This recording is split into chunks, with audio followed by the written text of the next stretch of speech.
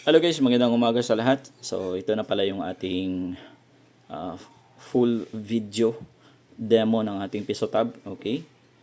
Okay, ayan. So bali yung ginamit natin dito na tab pala ay ito po yun, yung ng Vista Tab 30S ng ITEL. Ayan. So ito po yung specs niyan sa likod. Kita nyo.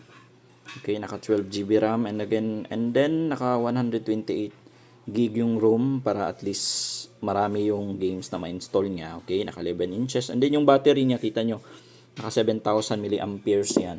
Okay, para at least matagal po siya ma-lowbat. Ayan. So again po, brand new po yung mga tablet na ginagamit natin sa ating Pisotab. Okay, ayan, punta na tayo dito mismo sa ating Pisotab unit. Ayan, kita nyo dito. Ayan, sa dashboard. Ito yung dashboard niya. Okay, I mean yung kapag hindi pa tayo naghulog, yan, ito yung makikita ng customer natin. Meron silang insert coin dyan na makikita, okay? Ayan, so meron ding admin panel, admin login, okay? So, hindi tayo mag-alala dyan kung kung i-access nila kasi may password po yan, okay? Bali, yung nakakaalam lang ng password dyan ay ako at saka yung owner ng Pisotab mismo kasi binibigay natin yan if ano yung gustong yung password dyan. Okay, click natin yung cancel. Ayan. So kita nyo, hindi yan ma-access ng customer. Ayan.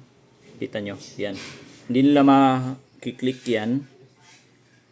Wala pang mga app dyan na kailangan i-access nila kasi hindi pa sila nahulog. Okay? So ang gagawin nila para ma-access nila, kailangan maghulog sila ng vendor. Maghulog pala sila dito sa ating timer. Okay? Ayan, so di pa yan naka-on, on muna natin.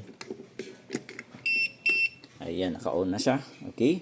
Bali yung yung timer natin, sinet muna natin into 1 minute yung piso. Okay?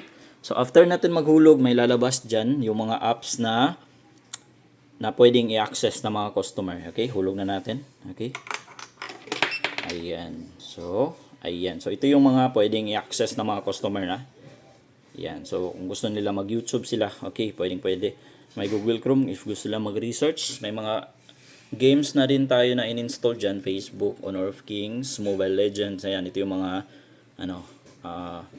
pre-install games natin. Okay, Roblox. Ayan, mostly yung nilalaro ng mga nila naman is yung mga mostly Roblox yung mga nilalaro at saka yung Mobile Legends. Okay?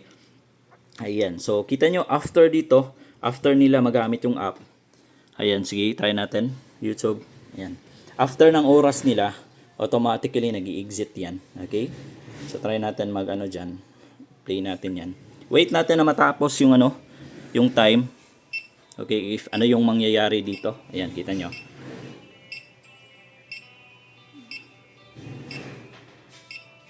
Wait natin na matapos yung oras. Ayan, so kita nyo. So, nag-i-exit yan. Yung app, nag-i-exit, pumupunta dito sa insert coin. Yung sa portal niya, kumbaga. Okay? Ayan. So, ang gagawin nila para ma-access ulit nila, maghulog ulit sila. Okay? Ayan, para ma-access nila ulit para ma-continue nila yung ginagawa nila. Click na lang yung YouTube ulit. Ayan. Play natin. Skip natin. Ayan. Okay. Thanks. Ayan. So, kung gusto nila mag-open ng another, ibang app, yan, click lang nila. Okay?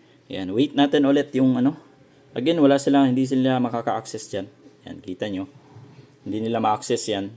Ito lang yung pwede nila i-access. Kung ano yung makita dito sa dashboard niya, yan lang yung pwede nila i-access. So, meaning, hindi sila makaka-access sa settings mismo ng Pisotab. Ayan. So, wait natin ulit na matapos yan. So, nag-tamper na. And then, mag-i-exit ulit yan. Kita nyo. Okay? Okay. Ayan. So, punta ulit dun sa insert coin dashboard. Yan. So, yan. Ito yung ating Pisotab. Yan. Again, kung gusto niyo po pala mag-order ng ganitong unit, feel free to contact po. Again po, yung Pisotab units natin ay made to order basis po tayo, okay? So again po, yung Pisotab natin, made to order basis. Okay? Kung gusto niyo po pala mag-order, yan, feel free to contact po. Chat lang po kayo sa page. Yan, para at least ano ko po kayo if ano yung mga details natin regarding dito sa ating Pisotab. Ayan. So kung gusto niyo po pala mag-order, yan, feel free to contact po. Ayan.